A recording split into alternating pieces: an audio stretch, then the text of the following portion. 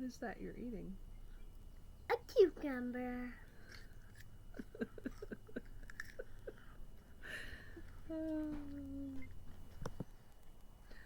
What is your name? Sydney. What's your full name? Sydney Ryan Ellis. And who named you Sydney? God. Who wanted you to be called Sydney? My dad. Yeah, that's right. And what's your dad's name? Ryan. Yeah? And where is your dad? Up in heaven.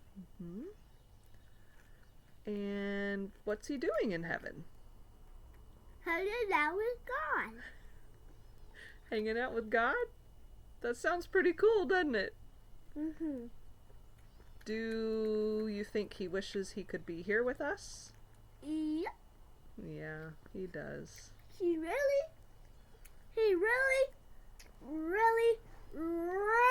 loves us so much. That's right. He does.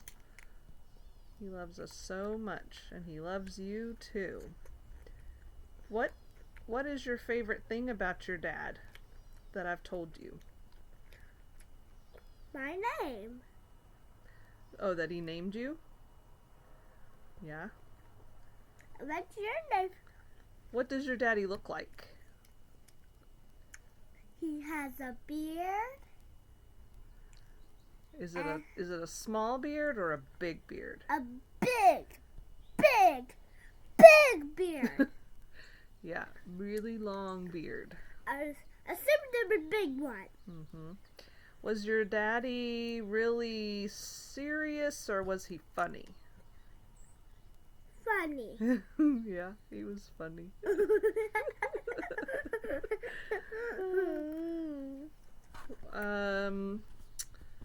What was your daddy's favorite food? Sandwiches. I don't know if I've probably told you that before, but sandwiches is that's good. I think he probably liked seafood and pasta. And soup. Sure. And cocoa. Cocoa? Okay. And marshmallows. Are you sure you're not the one that likes that? I You do like those things. I do like marshmallows. So Every day I eat marshmallows. no, you don't. So what else about your daddy do you like, or have I told you, or is there anything else about your daddy? Well, we talked about he has a beard. I didn't think, Mom. I didn't think what hair he had. Yeah, what color hair does he have? Did he have? Brown. Yeah, brown. Oh, and what about his eyes? Green. And do you have his eyes? Yeah. You do. You have his color of eyes. And I'm so happy. I love it. Look at my eyes. Yeah, they're beautiful. I dropped it. Well, I know you, even though you haven't met your dad, I know you love him, and we talk about him, and I know he wants to be here so he could meet you, but we'll see him one day, right? When we get to go to heaven and hang out with God, we get to see your dad too. That'll be fun. That'll be fun. So as you can see, Sydney is more aware this year of the fact that her daddy is in heaven. I try my best as often as I can to talk about him, to show her pictures and videos, and somebody gave me the suggestion of creating like a little photo album just for her. That's like my dad, and has pictures of him maybe doing certain things, like he loved to fish with his brother, or he loved seafood, or whatever. And so I need to do that. I've been wanting to do that, and I think that would be really helpful. But she knows when somebody asks her about her family, or I don't know, something like that. She'll always say mommy and Mimi and papa, and sometimes she'll say oh my daddy, he's in heaven. Most of the time she still has to be kind of prompted, and so she's 4.5, and I know that this next year is probably going to be even more of a revelation for her, that wait a minute, okay, why does she have a dad, or he has a daddy, and where's my daddy? So I think she'll probably pick up on that. But I'm just grateful that she knows that he's in heaven, and that's her first comment is, oh, my daddy, his name is Ryan, and he's in heaven, like she said, hanging out with God. I'm just so grateful that we have that knowledge that he's with the Lord. And sometimes that makes it a little easier, sometimes it's still hard to deal with, but the fact that he is in heaven and not here.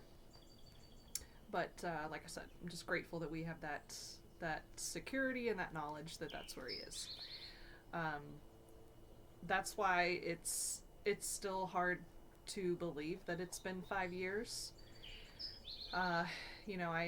I think back on the 5 years. I actually took some time to kind of skim through the last 4 videos that I've been able to do, and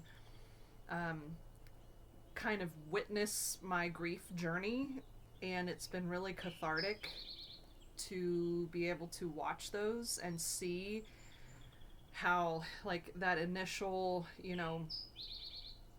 pain and just despair and just overwhelming nature of everything, how that slowly started becoming more manageable. And I think really within the past 2 years, I think, is when the acuteness, the intensity of the feelings has been more manageable.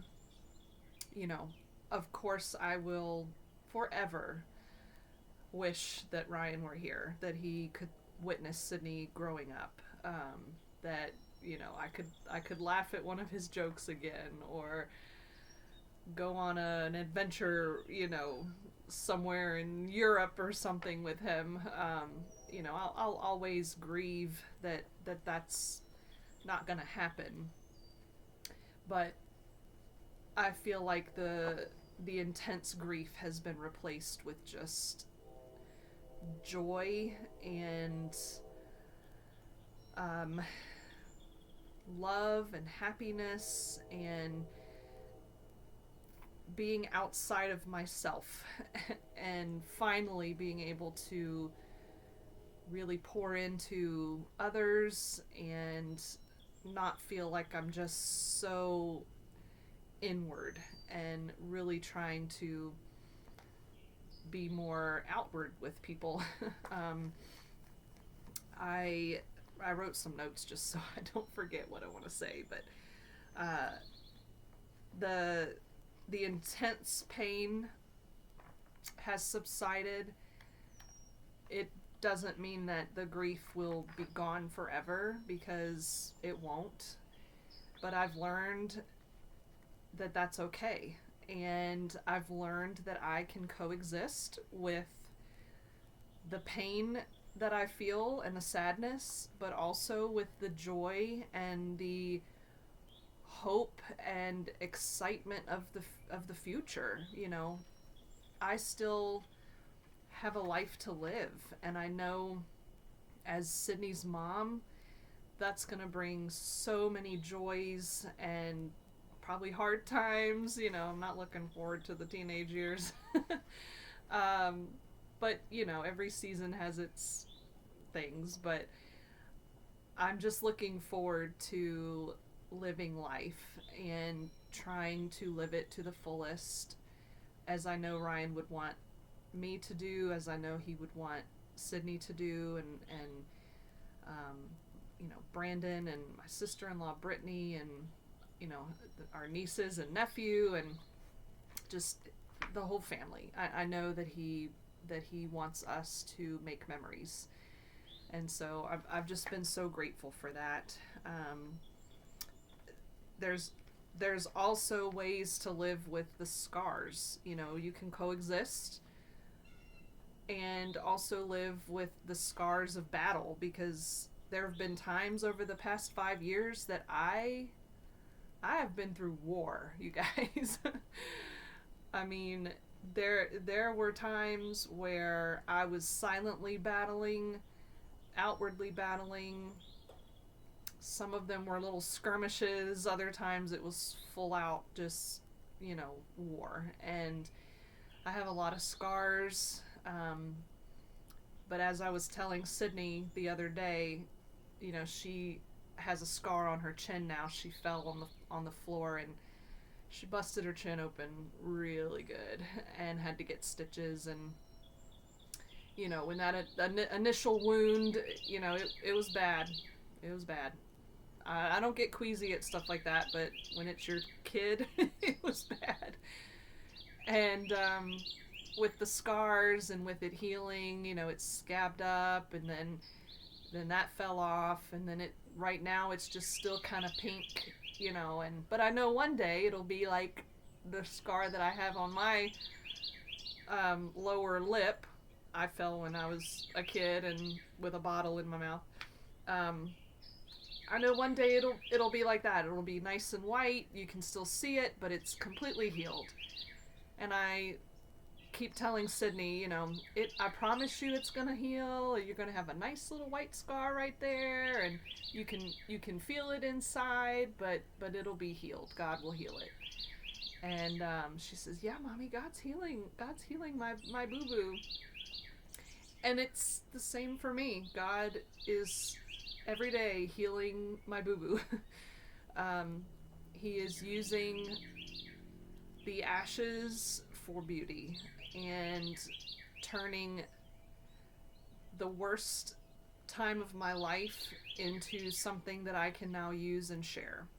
And that's the goal, right? That's anybody that's lost anyone, that's lost anything, a marriage, a job, a dream. By the way, the birds are just like going crazy today. The weather's so beautiful. But I put bird seed out and they're just like loving it. So excuse all the bird sounds. What was I saying? Hold on, I gotta watch this back because I don't know what I was saying. Okay, so what I'm attempting to say is I've been able to use what I've been through to now help others. Do I wish that I had never gone through this? Of course, absolutely. It happened, and the Lord has brought me through everything in a loving way, in a gentle way, and now I'm able to help others through their pain and sorrow as well, whatever that might be. That's one of the things that I've learned, I think, the most.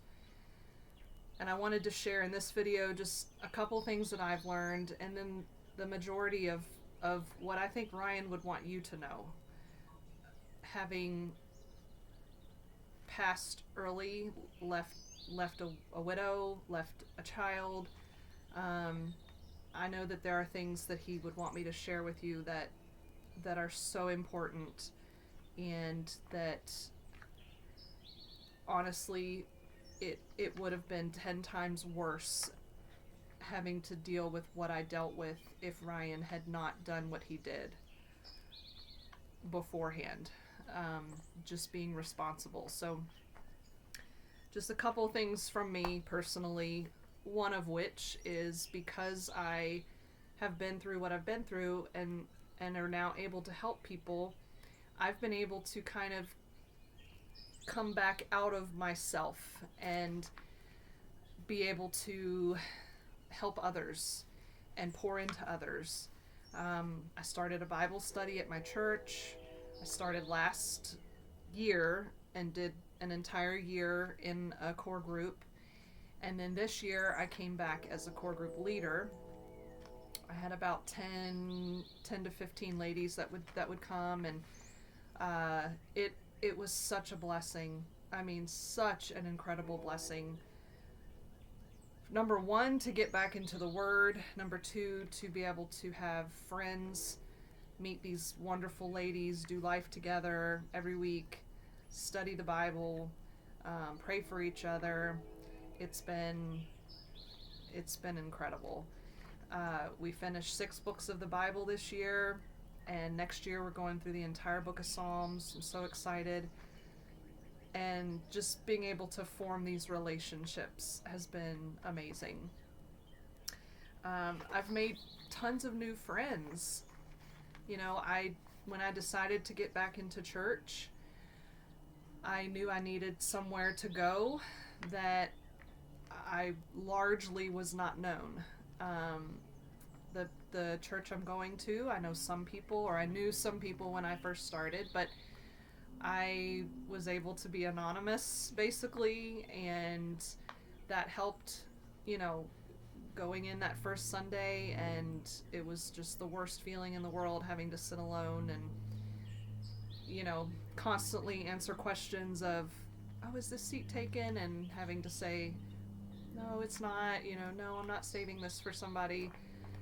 That was hard. I knew it was coming, but over the year, almost 3 years I've been there, I've met so many people, just kind of being involved in different things at the church, and, you know, with Sydney being in the kids ministry, and a lot of people from her preschool go to there, and my Bible study ladies, and just getting to know these wonderful people, and being able to walk into service now and say hello to somebody, you know, or have somebody say, hey, Megan, you know, it's just, it means so much. And it's such a wonderful experience. And these new friends that I've made, I've walked through some tough things with them. And, you know, specifically some with infertility and loss, you know, losing children or spouses, you know, animals are our family. That, you know, when I lost Max that same year, at the end of the year, you know, I didn't think my heart could take anymore. So being able to walk through this with people has meant so much. And then, of course, having my, you know, my core group of friends that I've known forever, and how they have supported and loved on me, and Sydney, and you know, and then most importantly my family. And it's hard, you know, with my family kind of all over the world right now. I was blessed that Brittany and Brandon and the kids were in Norfolk, you know, for 3 years. Brandon he asked to come back specifically to Norfolk to be around us, and that was an incredible healing for me. And then my brothers and sister-in-law and niece and nephew, they've been in Germany, and just praise the Lord for WhatsApp and Facebook Messenger. It's amazing. Thank you, Lord, for technology. But they've all been, you know, just incredible. And so, you know, and I've tried to show up for Sydney as much as I possibly can. It's hard some days. It's easier others. I'm exhausted. You know, I'm full of energy. It's just, any parent knows how that feels. Thank you for my mom and dad for helping, when I'm at the end of my rope, and they help so much with her. That's my main goal in life right now, is just to show up for her and be the best that I can be for her. The biggest thing that I think I've learned is trusting my intuition. When you have a spouse that you can bounce things off of, and especially in a marriage with another believer, and wanting to trust your spouse, wanting to give authority to them to make decisions for your family. Was I perfect with that with Ryan? No. Ryan could be very impulsive.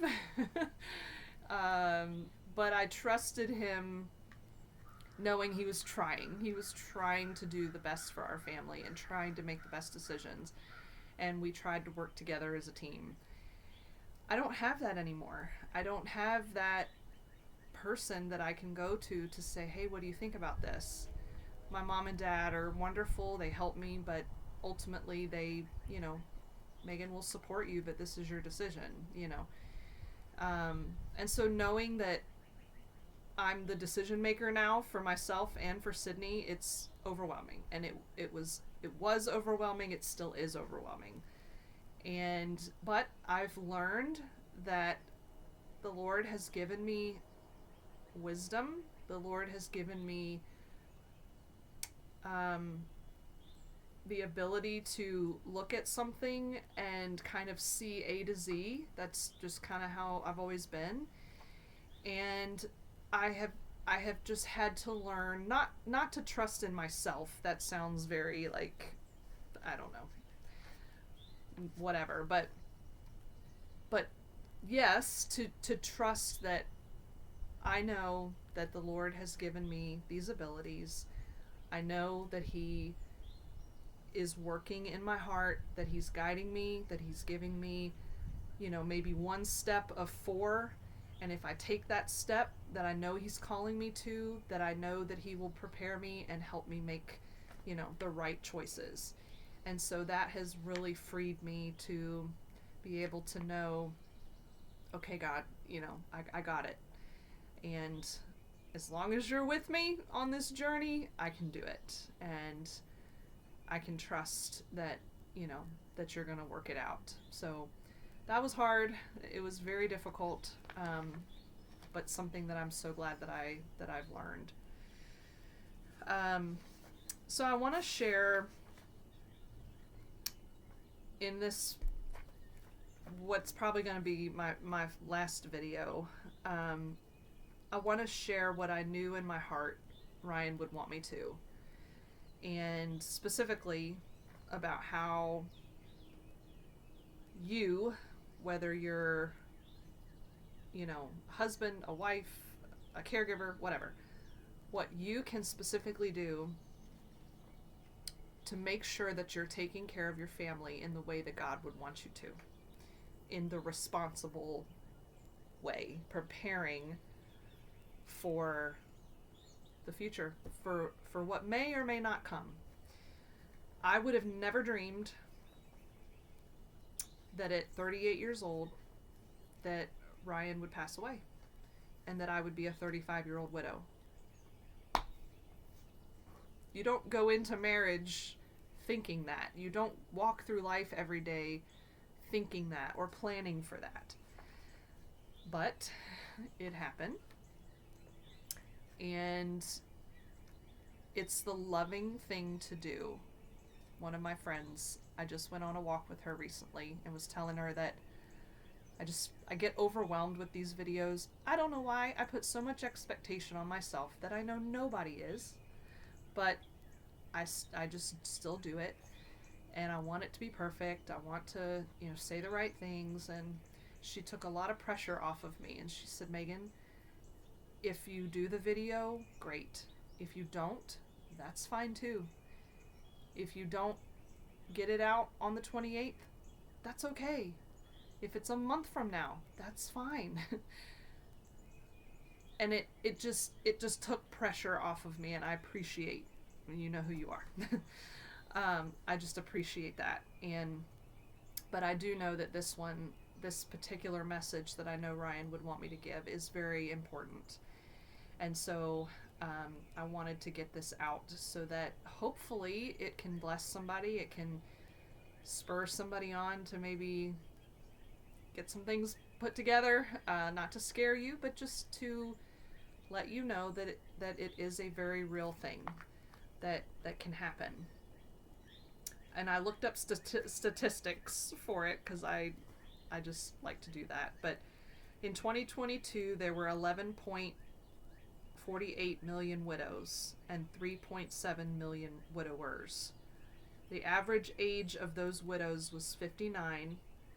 Of the 11.48 million widows, 5% were women under 40. So if you had been looking at that statistic from 2020, I would have been one of that 5% of those 11 million widows under 40. And so I don't want you to put this off. I don't want you to avoid the hard decisions, avoid the tough conversations. If you're married, I want you to sit down with your spouse, maybe plan a weekend getaway, or see if somebody can watch the kids one night, and you can sit down. If you're older and your kids are out of the house, then pick a night and have these tough conversations, because it is the loving thing to do for your family. The first thing I know Ryan would want you to know is, you probably have already guessed it, life insurance. A lot of jobs have the typical, life insurance that you kind of sign up for, that you're eligible for when you work for them. And Ryan had that with Verizon. For whatever reason, he decided to take out a secondary policy, and just for whatever reason, I'll never know. And he told me about it. I think he had been paying into it for over a year before he even really told me about it, that, oh yeah, hey, by the way, I've got this other thing, I was like, oh, okay, that's good, because I had insurance through Liberty and whatever, so I'm like, we're good, okay. Well, I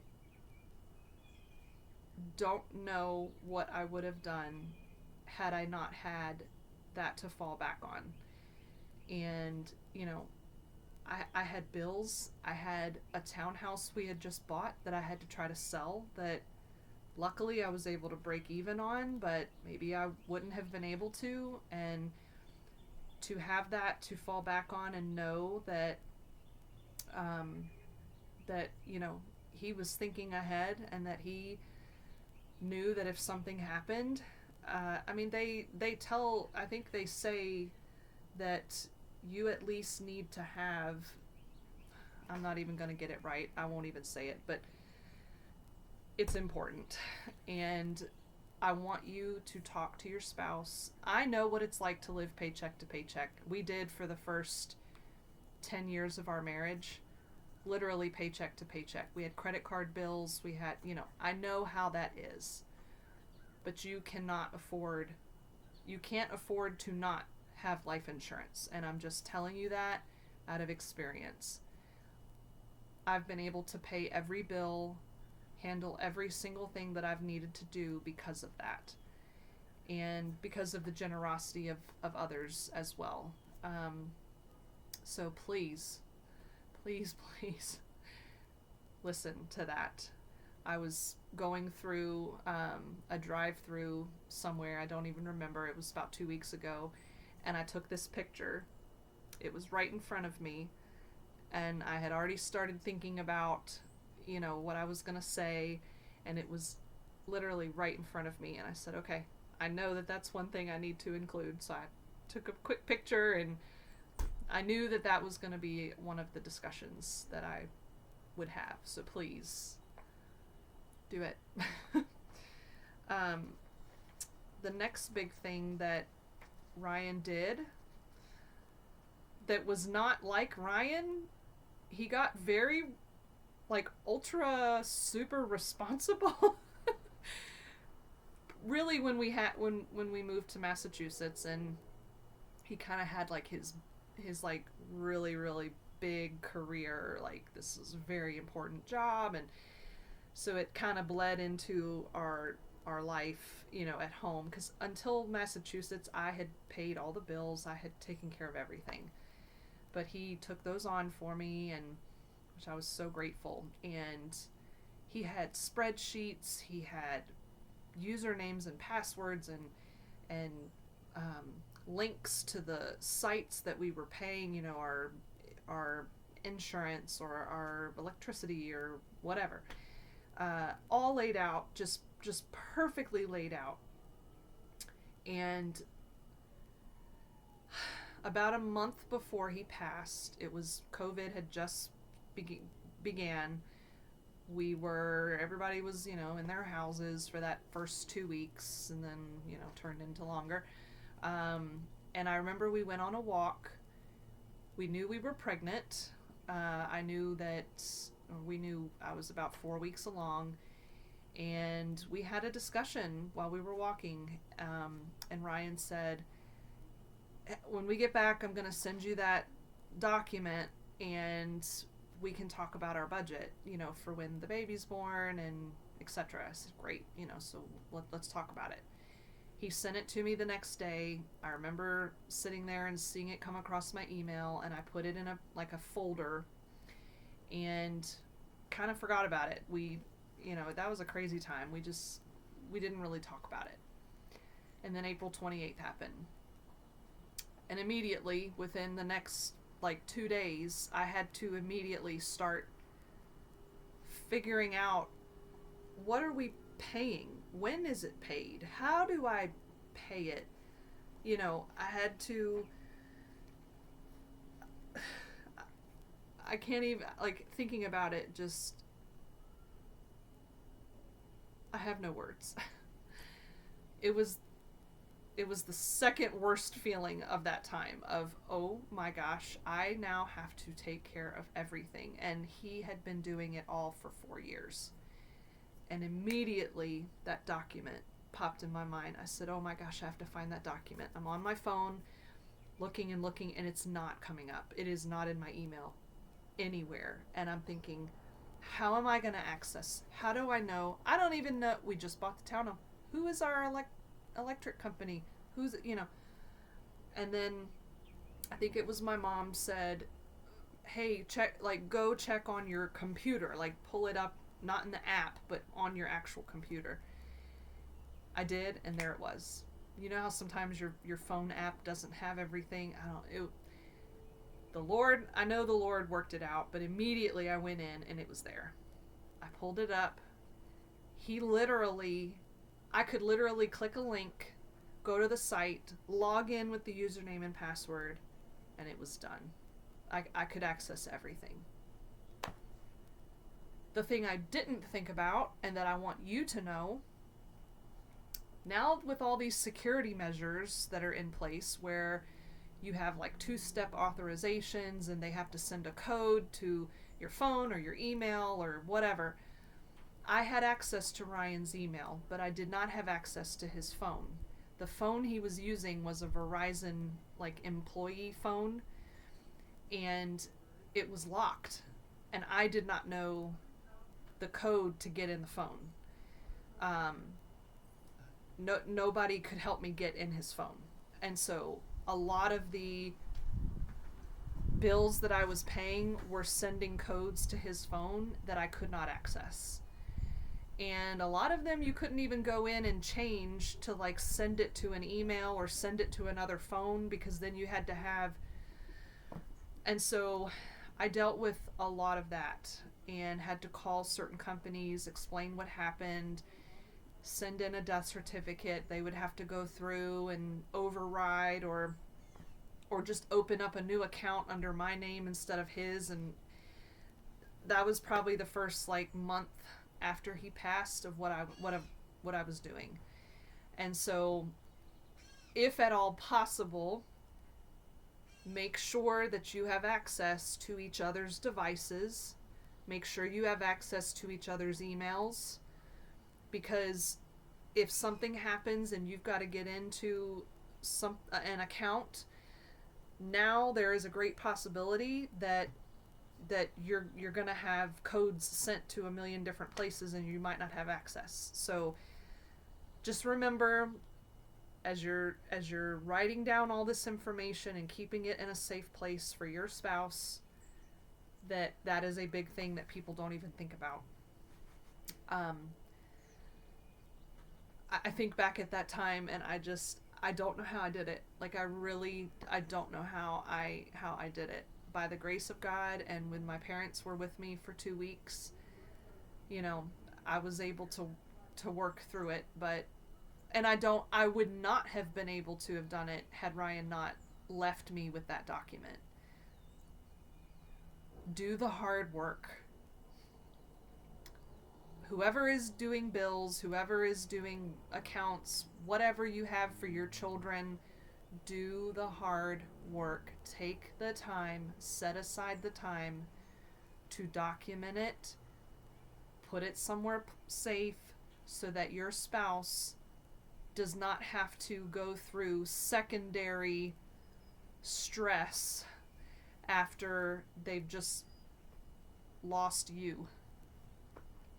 If you're a caregiver and you have children that you know are going to have to be responsible for your estate, please do the hard work. My mom has done it. You know, she's learned from my situation. She did it for my grandfather before he passed. Do the hard work, please. Please don't leave your spouse or your children or whoever with that extra burden to have to handle and carry after they've just suffered a tremendous loss. My mama say, hi. Okay, say hi. Hi. I'm telling everybody about your daddy and things that they can do to help their family. But the first and most important thing is just their wishes if something does happen. Wish. Yeah. Are they an organ donor? Do they want that to be something that they're able to do? Ryan was. I knew that's what he wanted. And I've gotten 2 letters now from people writing saying, you know, thank you to the person's loved one, to me, that they were able to have a successful surgery because of, you fill in the blank.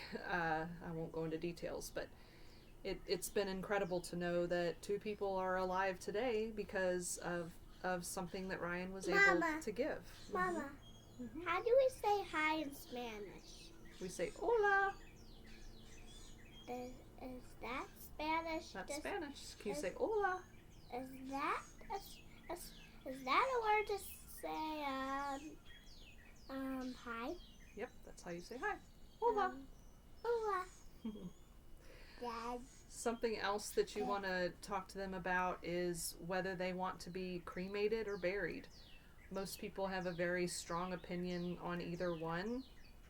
I knew Ryan wanted to be cremated, and so that's what I did. It took the pressure off from that. Creating a will. My friend Doug helped me when I moved back. That was one of the first things that he helped me do. He helped me to create a will. You know, Ryan and I never did a will per se, but because we didn't really, it's not like we had a bunch of assets and stuff, but it is helpful, and I wanted to do that now that I have Sydney, and so that my parents and my sibling, my brother and my brother-in-law, and they all know exactly what my wishes are. And so I've been able to do that, and that is extremely important to have. Any special wishes, anything that you might want people to know. Like my dad, he has all kinds of special things he wants done when he passes with his funeral, and those are all important things to know and talk about, and as well as with your kids. If there are certain things you want your kids to do, I know that my brother and I will inherit a lot of really special family items. I'm talking like 150-year-old family items. And so once I inherit that, and then when I pass, I have it written in my will for Sydney that if she does not want whatever these pieces of furniture are or whatever it is, if she does not want them, she is to donate them, figure out a place that would take them, a museum or something. I don't want her just selling these things and just, right, Sydney? So I have it written down that, if you don't want whatever it is, it's not your aesthetic, or, that these are antique items and they need to be donated, somewhere that can enjoy them. So things like that. I knew that there were certain things that Ryan and I needed to talk about, and we did. We had many discussions over the years, and a month before Ryan passed, my grandfather passed. When we drove from Massachusetts down to Virginia, half of that trip we talked about basically what, my grandfather's life and his legacy, and things that well, what if something happened, or, because again, I knew I was pregnant at the time, and we started having those tough conversations. It took so much stress and pressure off of, like I said, an already traumatic experience to know exactly what Ryan would want.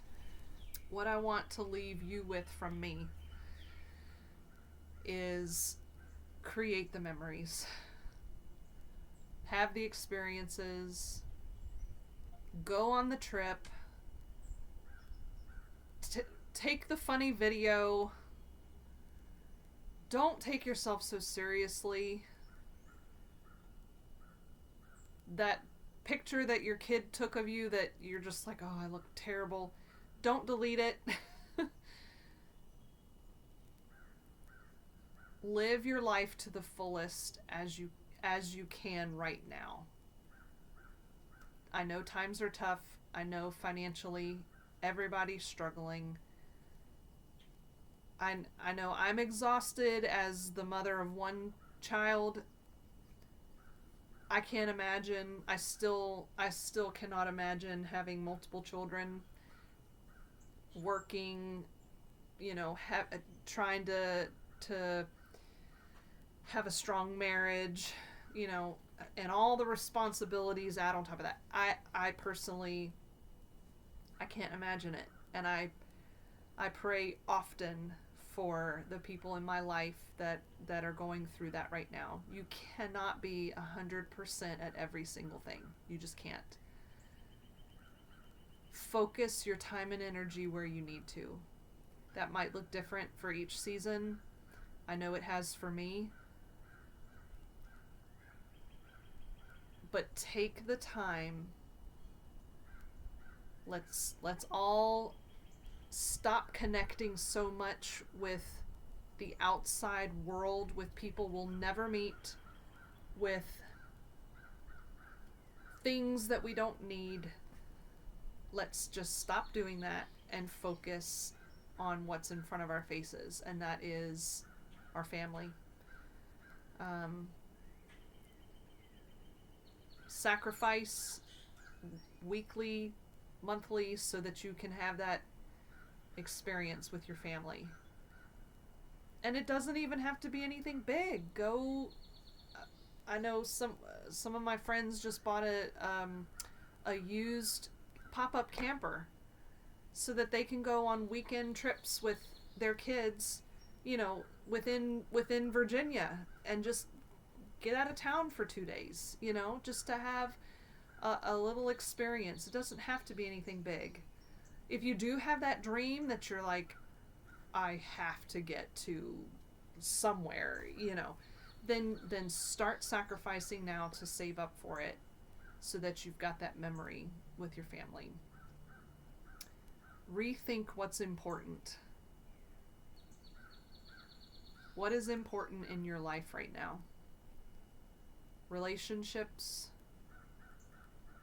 your loved ones. That is what is the most important thing. I look back on pictures and videos and think about the 20 years that I had with Ryan, dating and married, and I have very few regrets. I do wish that we, you know, had been able to have more experiences together, you know, early in our marriage. But we were poor. And it really was paycheck to paycheck at that point. There was minimal saving that we could do. We tried, but, you know, but later on when we were a little more settled and, you know, we had some really great experiences together. The regret I do have is, again, I've said this many, many, many times. I'll be a broken record. I don't care. I do not have videos. I don't have many videos because it just wasn't a thing back then to, like, take videos of each other. You know, I don't know. I don't. And so even if it's just the two of you, take the video, take the picture. Don't worry about anything else because your loved ones are going to want to have it.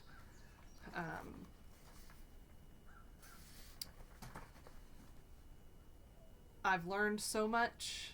I've grown so much.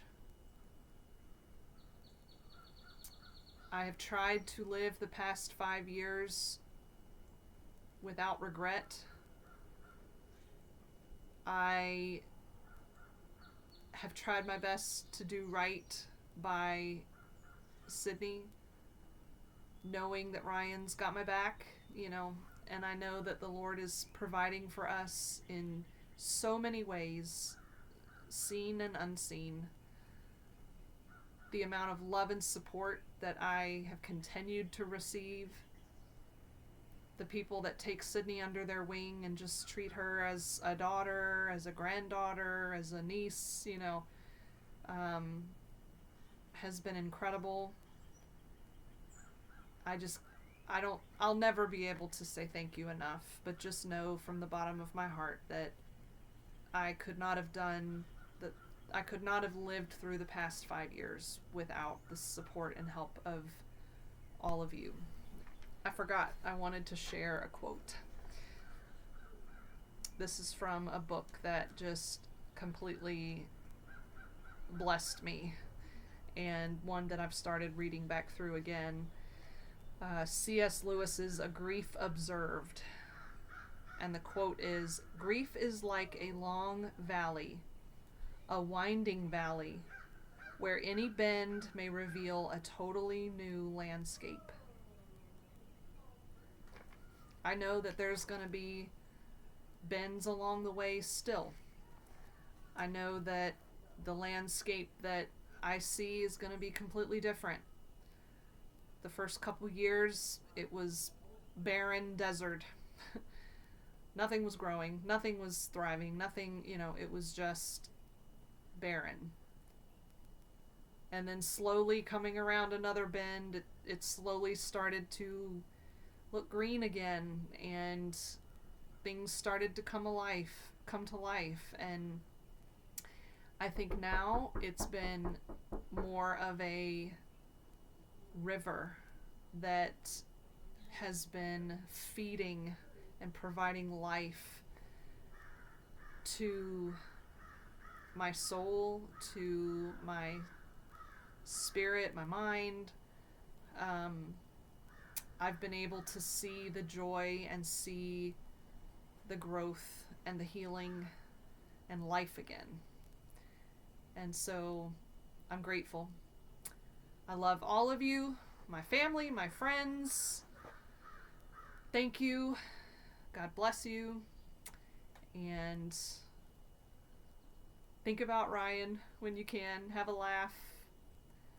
He definitely laughed enough for all of us combined throughout his life, and I'm so grateful for that.